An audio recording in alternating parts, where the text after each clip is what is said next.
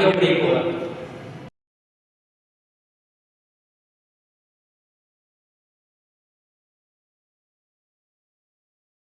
Dr. Walter David Sinkowski menemukan teknologi jaringan VLAN dengan memanfaatkan perangkat switch. Jaringan VLAN sendiri adalah jaringan yang dibangun untuk mengurangi pembatasan total bandwidth. Jaringan Ethernet, VLAN juga memudahkan administrator jaringan untuk mengontrol jaringan, juga dapat melakukan perbaikan konfigurasi dan meningkatkan keamanan jaringan. Poin-poin pembelajaran dari A, mengenal jaringan VLAN. Yang pertama ada konsep dasar jaringan VLAN yang di dalamnya terdapat data VLAN, default VLAN, native VLAN, manajemen VLAN, dan voice VLAN. Yang kedua ada cara kerja VLAN, dan yang ketiga kelebihan dan kekurangan VLAN. Mengenal jaringan VLAN. Jaringan VLAN dapat ditemui di jaringan yang berada di instansi-instansi atau kantor-kantor. VLAN digunakan pada jaringan LAN untuk segmentasi jaringan sehingga meningkatkan efisiensi, performa jaringan, dan keamanan jaringan. 1. Konsep dasar VLAN. VLAN merupakan sekelompok perangkat pada satu LAN atau lebih yang dikonfigurasi menggunakan perangkat lunak, sehingga dapat berkomunikasi seperti halnya perangkat tersebut terhubung ke jalur yang sama. Penggunaan VLAN menjadikan pemindahan, penambahan, dan perubahan host menjadi mudah. VLAN dapat diciptakan dengan menggunakan manageable switch yang mendukung VLAN. Untuk berhubungan antara satu VLAN dengan VLAN lainnya, dibutuhkan sebuah router atau device layer 3 lainnya. VLAN terdiri atas device-device yang berada dalam satu bridging domain. Untuk menerapkan VLAN, setiap VLAN memerlukan address atau bridging table masing-masing.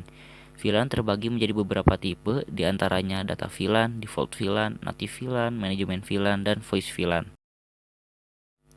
5 tipe VLAN. 1. Data VLAN. VLAN dengan tipe data VLAN dikonfigurasi hanya untuk user dan tidak memiliki kemampuan untuk mengirim voice-based traffic. VLAN data hanya untuk membawa data-data yang digunakan oleh user. Tipe VLAN ini dipisahkan dengan lalu lintas data suara ataupun manajemen switch. 2. Default VLAN. Ketika pertama kali switch dinyalakan, maka semua port yang ada di switch akan menjadi anggota default VLAN. Default VLAN dari switch adalah VLAN 1, di mana VLAN tersebut tidak dapat diganti namanya maupun dihapus. 3. Native VLAN. Link antara switch dengan switch atau switch dengan router akan menjadi native VLAN. Native VLAN berfungsi untuk target traffic atau anti-jet traffic.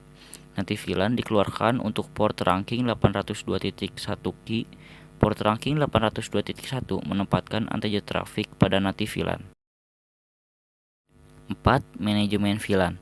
VLAN yang dibuat untuk administrasi dalam mengatur kapabilitas dari switch atau VLAN yang dibuat untuk memanage perangkat yang terhubung.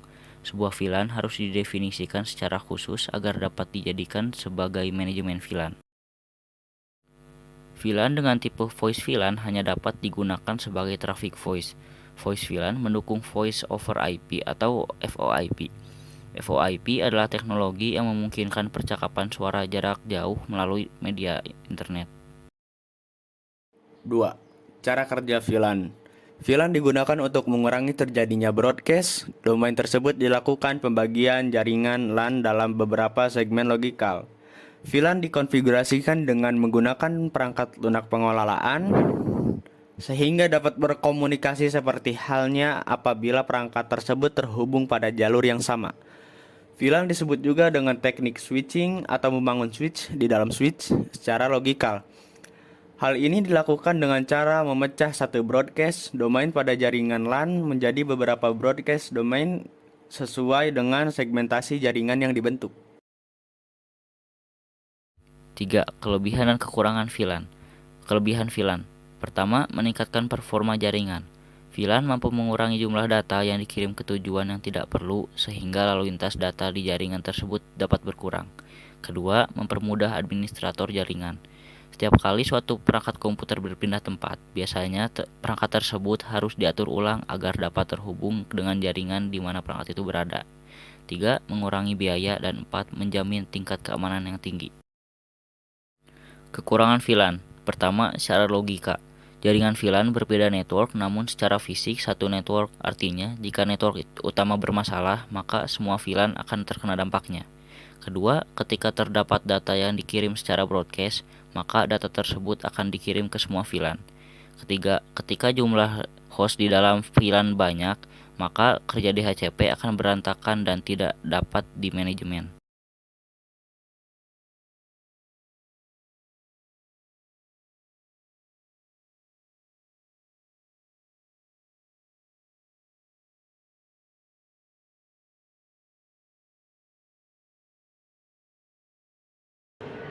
Terima kasih telah menyimak video penjelasan dari kami. Mohon maaf bila ada kesalahan atau kekurangan kata.